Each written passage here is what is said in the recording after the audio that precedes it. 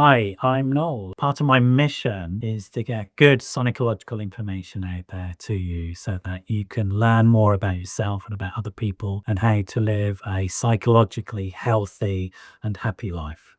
They're pretty easy to spot. They're the most common forms of psychological distress. You can get some really good self-help tools. One's called the GAD-7, which is for anxiety. The other is the B9, which is for depression, from the World Health Organization. If you just Google those, you'll find them. One has 7 questions, one has 9 questions, hence the numbers. And it gives you a numerical score. Just fill it in for the last 2 weeks and it'll tell you how depressed or anxious you are. It's the same one that your GP uses. But very briefly, it's somatic signs. So your appetite might change or your sleeping patterns might change. There's cognitive signs. Your head might be full of racing thoughts if you're anxious, or full of dark thoughts if you're depressed. Your mood might have changed. Your outlook on life might have changed. You might be frightened if you're anxious, or you might be withdrawn if you're depressed. Anxiety also often involves avoidance. So if something bad has happened to you, you want to avoid it. And sudden changes in mood. So you're looking at the changes. So we all have a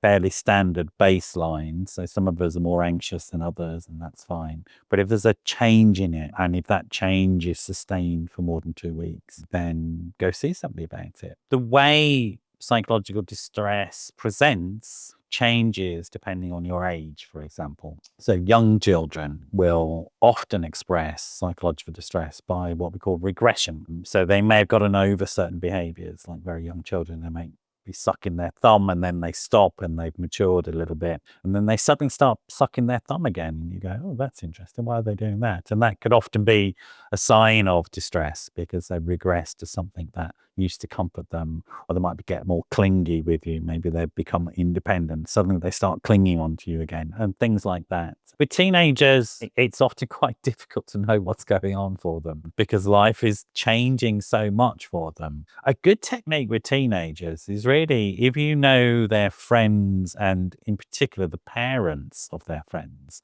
and also their teachers will often be a good source. So if you're worried about your teenager who may be in the mood and maybe going through that phase of hating you and not talking to you as a parent because you're the source of all the problems, and you probably are, but people around them may know them because kids are very different outside of the home. So if you talk to their friends or the parents of their friends and they confirm that they've seen changes, and it's the changes that are important, then it might indicate that there's a problem. With adults, prototypically, psychological distress will be, in guys, it will often be in antisocial anger, dysregulation. In women, often prototypically, you'll see withdrawal from social events, maybe issues around food or body image. Body dysmorphia may become more apparent. In teenage girls, you often see distress in those types of issues as well, unfortunately. So issues around body image, body shaming, avoidance of people, avoidance of contact. And in all people with things like anxiety, for example, you probably will see an increase in anger and snappiness and those types of things. So,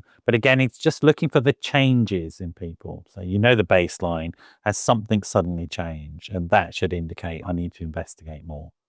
If you like this video, please don't forget to like, comment, and subscribe.